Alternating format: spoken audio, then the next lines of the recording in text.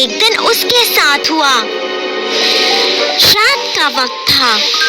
सीमा ने अपने खिलौनों के लिए खाना बनाया। मॉडलिंग क्ले से उसने बनाया काले कटलेट्स और उनके साथ उसने बनाया गेहूं का दलिया। उसने अपनी डॉल्स को बिठाया और उन्हें खाना परोसा। एक टुकड़ा दादी का, एक टुकड़ा दादाजी का, एक मम्मी के लिए, एक पापा के लिए। इस तरह सीमा ने अपनी डॉल्स को अपना बनाया हुआ खाना खिलाया और साथ ही उसने भी वो पेट भर कर खाया। फिर आधी रात को सीमा सोने के लिए लेटी, पर उसे नींद नहीं आ रही थी। उसके पेट में अजीब अजीब आवाजें आ रही थी। उसे इस बारे में अपनी मॉम को बताना चाहिए था, पर उसे डर था कि अगर उसने बताया तो उसकी मॉम फौरन डॉक्टर को बुला लेगी और ये बिल्कुल भी अच्छा नहीं होगा। इससे बेहतर तो दर्द सह लेना होगा। मेरा पेट दर्द बर्दाश्त करना सीख जाएगा। अचानक सीमा ने पास ही में किसी को गहरी सांस लेते हुए सुना। वो बेड पर खड़े होकर देखने लगी कि वो आवाजें कौन कर रहा था। उसे वहाँ कोई भी नहीं दिखा, बस एक कोने में उसकी पोर्सिलेन डॉल लुइसा खड़ी थी। और फिर चांद की रोशनी में सीमा ने देखा कि लुइसा की आंखों से आंसू बह रहे थे। अचानक सीमा को बेड के नीचे से किसी के कराहने की आवाज आई।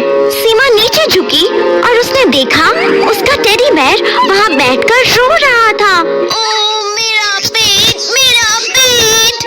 और उसके बाद हर तरफ से उसके खिलौने दर्द से कराहने लगे। अरे सीमा, जल्दी से एम्बुलेंस बुलाओ।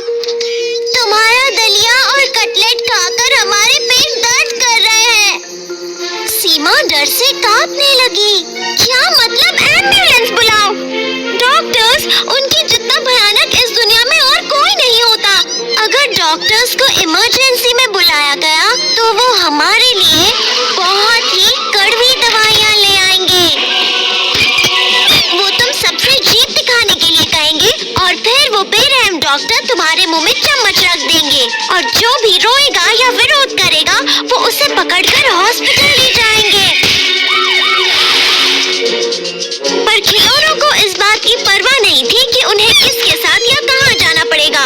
ओह, पेट में बहुत दर्द है। वो रोए जा रहे थे और रुकने का नाम नहीं ले रहे थे।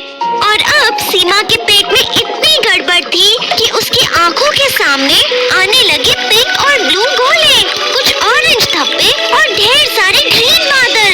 और साथ ही उसे दिखे डोनट खाते हुए पिंक ड्रैगन्स जो उन ग्रीन बादलों में उड़ रहे थे। सीमा को सिर्फ ये सोचने का वक्त मिला, देखो वो ड्रैगन्स कितने सारे डोनट्स खा रहे हैं। और फिर वो उड़कर कहीं और गई। ना जाने वो कितनी देर सो रही थी, पर आखिर सीमा जाग गई। फिर उसने अपने पेट को छुआ, अब उसमें दर्द नहीं था। सीमा ने आंखें खोली और उसे ये समझ में नहीं आया कि वो सफेद दीवारों वाले इस अजीब से कमरे में कैसे आ गई थी। और कुछ समझ नहीं आया तो सीमा ने चमकीले बटन को दबा दिया। फिर बैम, दरवाजा खुला और अंदर आ गई एक सफेद परी, साफ सुथरी, सफेद और मुस्कुराती हुई। लो, वो मुझसे कहेगी तुम कैसी हो, सीमा ने सोचा। पर वो सफेद परी असल में सफेद परी थी ही नहीं, वो तो एक डॉक्टर थी। और उन्होंने सीमा को जरा भी कड़वी दवाई नहीं दी। उन्होंने बस उसका माथा सहलाया, उसका पेट छुआ और सीमा से कहा,